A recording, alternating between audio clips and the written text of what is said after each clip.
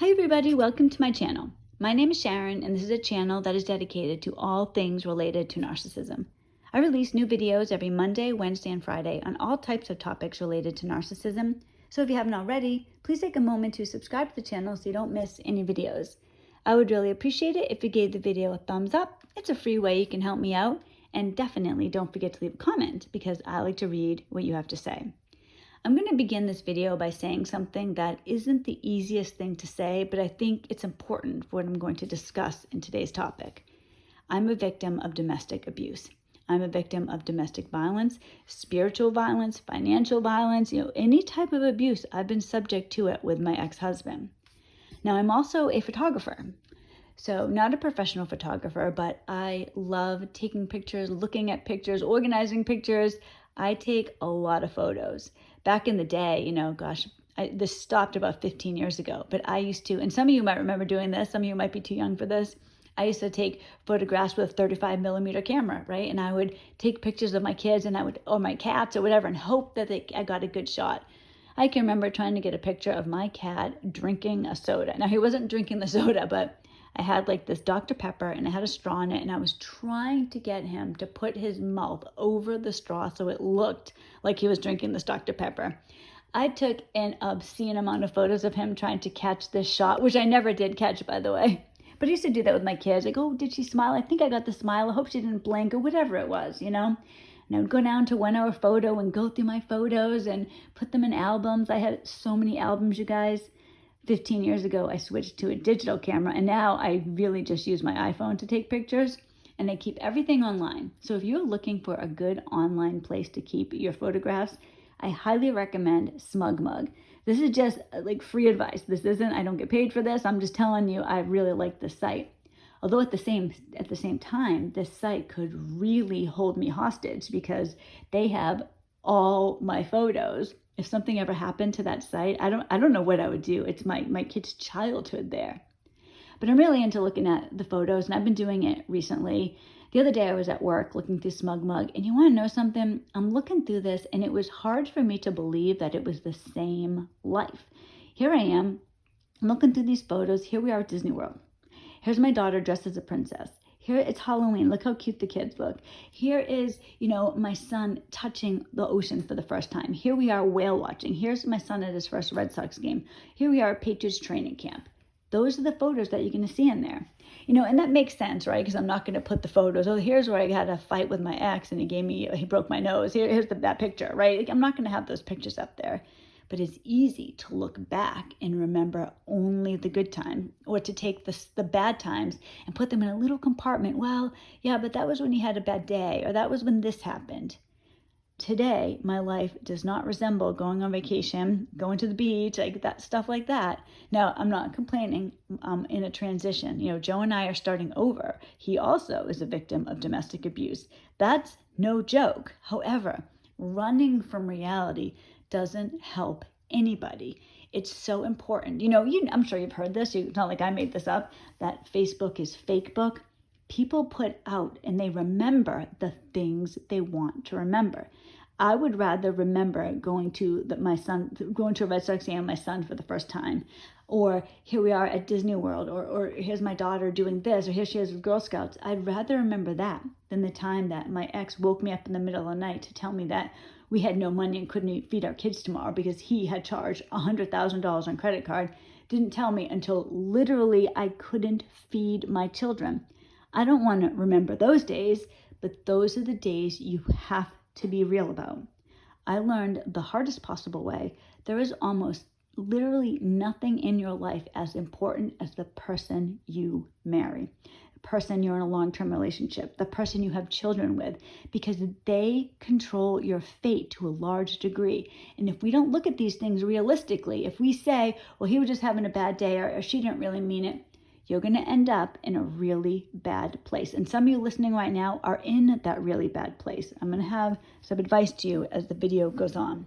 But what I want to say right now is don't be afraid to look at your life for how it is, the reality of your life, because I firmly believe this. Joe and I are doing this in our 40s. I would do it 50s, 60s, whatever it is. it is never, never, never too late to have the life that you dream of. But in order to have that life, you have to be realistic. When I was dating my ex, the thing is, I think about this today, and of course, luckily, thank God, I have learned some lessons. But you guys, it took me a long time to learn these lessons. When I was growing up, let me just backtrack to that. I don't generally talk about my childhood on this channel very often, and I don't really have an issue with my parents. Currently, we aren't speaking, and that is because of things related to my ex. But just even with that said, I don't really have a problem with my childhood as I have a problem with my ex-husband and my marriage. But to be real, I grew up like many of you have grown up. I had a narcissistic father and a codependent mother. That duo does not parent very well. And I did the same thing. I was the codependent in my marriage, and my ex was the narcissist. So many of us, we live our childhoods over and over, and then we grow up and our kids are forced to live the way that we didn't like living when we were younger. And the only thing that can change something like that, the only thing is to understand this and break out. Be the one who leaves. Be the one who doesn't put up with it. It's not easy to get there, and there's a process. There is. But if you can stop looking at your life like the pictures in your scrapbook, like the pictures you post on Facebook, but as it really is, that's how you change your life. When I was growing up, it was always the same thing. I had no self-esteem. I was never good enough. I was never pretty enough. I was never smart enough. I was never athletic enough. I was never whatever. It was always never enough. The first time that I can ever remember my father giving me a compliment, and guys, this is messed up, but at the time, I took it as a compliment. I was 19 years old, and I got a job at Victoria's Secret, and this is my father's reaction to it.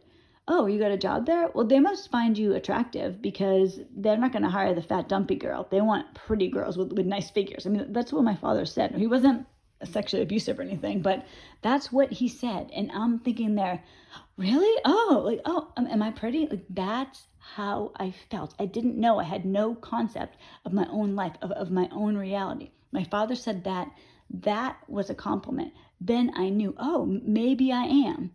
When I was going out into the world, when I was dating, it was always the same thing because I didn't have standards. I didn't have self-esteem. Those things didn't exist. And when you don't have standards and you don't have self-esteem, what happens is the people you date control everything. So for me, I would go out with my ex-husband, right? We'd go on a date, and it was not, do I like him? What do I think about him? It was, does he like me? I hope he likes me. That's a huge difference. So then when things started happening, and they will happen if you are with an abusive person, then I started making up excuses for him. Before we were married, my ex broke my nose. Before we were married, my ex started giving me silent treatments. Before we were married, my ex abandoned me in the middle of a strange city in the middle of the night because I can't even remember what we got in a fight over. We got in a fight. He took off. I didn't know where I was. I don't remember. This was so long ago now, I don't remember. I remember I took the subway back to the house, but I can't remember how much money I had on me, if I could possibly have taken a taxi. I don't remember that. But I do remember him leaving, and I was horrified. I was afraid. I didn't know the city. It was the middle of the night. He did these things before we were married. And I didn't say to myself, oh, never again. How dare he? Who does he think he is? Or even get the police involved when he hit me. I never did that. Instead, what I did was say, well, you know what? He was having a bad day, or he did apologize. He didn't mean it. I know he didn't mean it. This isn't how he really is. I don't know why I thought this isn't how he really is, unless, and I wasn't consciously thinking this, but it had to have been this. He was who I made him up to be. I wanted my boyfriend at the time to be my knight in shining armor. I wanted him to be this wonderful man. That's what I wanted. My biggest dream, you guys, always is, and Joe can't understand this, and I don't know if it's a male-female thing or if maybe just Joe doesn't get it. I always wanted to be a mom and a wife. Like, that's what I wanted to be. I never had this dream to have this big career. And I did have a career for a time until I was a stay-at-home mom, which I'll get into. But I wanted to be a mom and a wife. That's what I wanted to do. It was in my heart from when I was a little girl.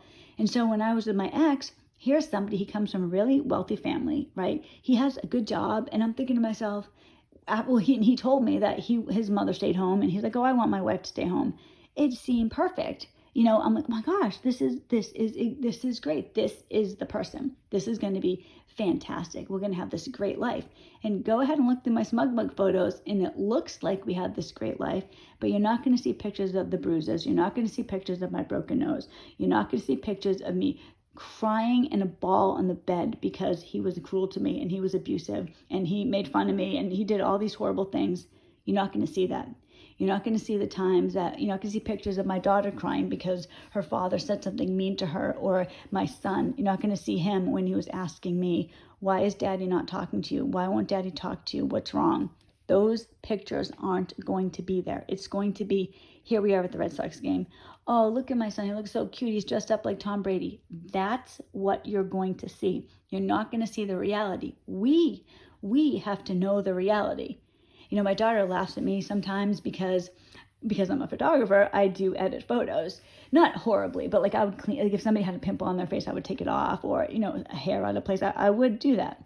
Something I typically do on my photos is I enlarge eyes just a little bit, not that much because it would look weird if I did, but a little bit.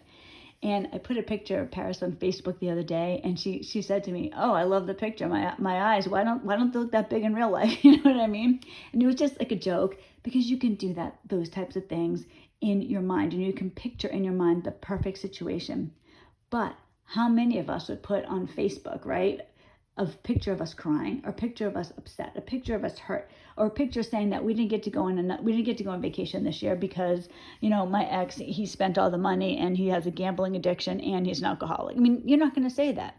But we all want to believe the better version. Who wants to believe that they have this horrible life? The sad reality, though, is that if you want to get out of it, you have to see things realistically. That's why I said to you at the beginning of this video, I am a victim of domestic violence. I am. I grew up in a way that enabled me to have zero self-esteem, no confidence, nothing at all. It was, does this person like me? Not, is this person good enough for me? I didn't even, standards, what the heck's a standard? No, that was not how it was. I got involved with somebody who ended up at the very beginning of the entanglement. He would have a bad issue, we'd have a fight or some issue I don't even know, like once every 2 months or so. It got worse and worse and worse. In order to live with an abusive person and have any semblance of normalcy, you have to be able to ignore everything. You need to have no self-esteem. And you know what happens is that as time goes on, the person owns you. At the beginning of my entanglement, I was working full time. I'm not against people being at-home parents. Like, I actually really liked doing it when I was doing it. I love it. I wish that I could still do it. But, so I'm not against it. Joe's against it. He says to me, that just puts women in a really bad place. It doesn't if you have a good spouse. It does if you don't. And that's where you have to come in and be realistic about this. Is this really what I want? Is this for me? Or is this my fantasy? Is this, Sharon enlarging the eyes on people's photos? Is that Sharon taking that pimple off? Or is this the real reality of my life? I say to Joe sometimes, one time, now I'm just telling you in context, I really don't mean anything negative by this. My ex's grandmother died and he inherited $100,000. So the next week he came to me. Well, actually we went out and he drove to his jewelry store, going to the jewelry store. And he was like, you can get anything you want up to $1,000. That was the sweetest thing my ex ever did for me the entire relationship. Now, I get really, his grandmother died, he got that money. I'm really not saying it. I just feel like I need to say the context. It wasn't like he was working hard to get this money and did this for me. I still have the ring. I picked out a ring, and sometimes I've shown it to Joe and I'll be like, this is what I got after 20 years. And I'm not trying to make my life, my marriage into a monetary issue, but that I left with that memory, that memory. But I also left with all the side effects of being with an abusive person. I had to deal with my self-esteem issue. I had to deal with not working and having no money and not being able to leave. I had to deal with what he did to me. Guys, I thought I had self-esteem when I was younger.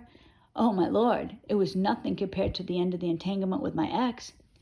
I blissfully, thankfully started waking up in 2016. So 2016, I started waking up. I've talked about that in other videos, so I'll just be brief here. I had God entered my life at that point. I knew something was happening and my life changed at that point. But it still took me 6 years. I didn't get out until it was just about 2022. That's when I left my ex. It wasn't that long ago. It took me a long time to get to the point where I was able to look at my life and say, all right, yes, I've been abused. Yes, it wasn't right. I used to be afraid to call the police. Towards the end of my relationship, my entanglement, whatever you want to call it, I had to call the police because he was getting so scary. He broke into the house. He showed up with a gun. You guys know these stories. I was afraid to call the police when these things first started happening. I can remember begging my ex, like literally, please, please, please, please leave. I was afraid to call the police. I didn't want that to interfere with my reality. My reality, my fake reality, was that he was getting better. He was going to get well. He was going to go to therapy or whatever it was. I didn't want to be the person that had to call the police. I was trying to make my own life fit in a way that I was trying to make my own life fit a standard that didn't exist. I wanted to believe that things were better. Finally, I understood I was a domestic violence. I was abused. I was abused. My children were abused. My ex wasn't going to change. I had one opportunity. I could either stay and live that way and hope he died, or I could get what I could get and start over. I started saving money. If this is you, because I know you probably can't leave today. If you can, do it. But if just realistically, I had a lot of animals. I had my kids. I had a house. It was a lot for me to leave. And I also had somebody that I was afraid of who was stalking me. We were separated, for those of you that don't know, for the last 2 years. But he would stalk me. It was a constant issue. It was constant. Oh my gosh. It was literally every day. When I started this channel, I was living this every day. Now I've gotten myself out and I want to share what I did, what I recommend. First thing, do not ever disregard what this person is capable of. If you're with someone who is a narcissist, they're a narcissist and they've never hurt you physically, it's in them. I'm not saying they're going to do it, but you're dealing with somebody that doesn't have a conscience. You need money. That's one of the most important things. What I did when I first started saving money, I got credit cards. I got 2 credit cards. I never used them. Now, guys, right now, those credit cards are both maxed out, but I didn't use them. I had them for an emergency because it made me feel good when I was able to say, all right, if something goes wrong, I can take the dogs, I can take the kids, we can go to a hotel. And at first it was just for a couple of days. Then it would be like, oh, now I have a credit card with $6,000 limit. That would keep us there for a much longer time, or I can buy groceries. It was a relief to me. I also started collecting silver. I started collecting junk silver. For those of you that don't know, junk silver is, I can't remember if it was 1965 or 1964. Earlier coins from before the early 1960s are 90% silver. And they're not that expensive to collect, but you can cash those in. So I started collecting precious metals. That was another thing I did. And I started saving cash. I started stockpiling cash. Now, if I hadn't stockpiled cash, I would have been screwed at the very beginning when my ex left. When he left, and he left this day, and this is why I'm saying you never doubt what a narcissist can do. He left on the day, I told him to leave. I told him to leave because he was giving me another silent treatment. He decided that a good thing for him to do would be to bang his head against the wall and blame me when I called the police. He expected the police to believe that I threw him into a wall. This is the thing, and I want to say this to you men especially. If you're a man and you're listening to this, and you are with a narcissist, you are in danger. There is nothing a narcissist won't do. When I tell you they don't have a conscience, please believe me. This was actually the biggest shock when I first started my channel. I didn't even think, that men were abused. That didn't occur to me. This was for women, right? Women had this happen to them. So many men have contacted me, including my own boyfriend, right? Telling me what happened, what a life was like for a man in a domestic abuse situation. Women have all the power. My ex tried to get me arrested by claiming I threw him into a wall. I am like 5'3", 100 pounds. My ex is 6'2", 270. I could never lift him. If it was a dire emergency, I couldn't lift this person. So for him to say and tell the police that I threw him into a wall, it was absurd. It was so ridiculous. I didn't get arrested because of our gender, right? Because I was a small woman and it wasn't believable. And Joe and I were talking about this the other day. This happened to him. He was arrested. His ex hurt herself. She put her own hand in boiling water, blamed Joe. She blamed him for so many things. He was hauled off to jail, and one time he spent 10 days. Somebody contacted me recently in a similar situation. They're in legal trouble. They might do real jail time because of a lie of a narcissistic woman. I said to Joe the other day, and we were talking about this, and even the look on his face, like when we were talking about this, horror. Because I said to him, you know what, Joe? If I hurt myself right now, right, I just bang my head on the wall, God knew, do whatever, I could call the police and almost certainly get him hauled off to jail for doing nothing. Men are in severe danger if you're with a narcissistic woman. They know this. They know what they're capable to do. They know at any time. They hold that trump card all the time. Please, please be careful in a situation like that and get out. Save money. And this is for both genders. Save money as much as you can. I started saving. I would go grocery shopping, and every time I went grocery shopping, I would take $10 or $20 out, like cash back, and I would start stockpiling that. That's how I paid my mortgage when my ex, the day I kicked him out of the house, and I found out a week later that he wasn't paying any bills. I was getting eviction notices. I almost lost my house if I didn't have this money. That saved me. Those credit cards saved me. I was, when I came out to see Joe, to move in with Joe, to get that truck, the big truck we had, was $1,000. If I didn't have that credit card, what was I going to do? I would have been stuck. Money buys your freedom. It just does. Go to a divorce attorney. Speak to a divorce attorney. The first time you go, it's free. Almost always. Make sure it's free, but it's probably going to be free. Talk to them. Find out what you can get. I tried to talk my mother into getting a divorce years ago, and she was so afraid. I can't do it. I can't do it. I'm going to be left with nothing. She didn't understand. She didn't get. My father's successful. She would have gotten a lot more than I ended up with, but she was afraid. Don't let fear rule your life, because before you know it, my mother, she's like 75 right now. Do you want to be in that position, or do you want to have started over? And think about your kids. It was so important to me that my kids saw reality, that they saw me not accept this abuse. My kids know everything. My kids have been with me through all of it. And the three of us are tight. We're good. And I tell my kids all the time. I tell them about how much they're worth. I tell them how to date people, what is okay. They have standards for themselves. Paris, you guys, let me just say this. Between Joe and myself, I pity anybody that Paris dates. We are going to be all over this guy because we know what it's like to have a bad relationship. But you know what? Now I know what it's like to have a good relationship. And I want to talk more about that on the channel too, because there is a happily ever after. There is another life that you can live. But the first thing you need to do is look at your life realistically. Are you a domestic abuse survivor? Are you currently in a domestic abuse situation? Do you have standards? Do you have the essentials that you need? Money? Are your kids okay? Really look at all these things. It's a long process. It took me 6 years. But if you don't start, you'll never get to the end. You'll never get to the good part. Look, Joe and I still struggle. I'm not saying our happily ever after has happened already. We're both struggling financially. We were with narcissists. That's no joke. We have 4 kids we're raising together.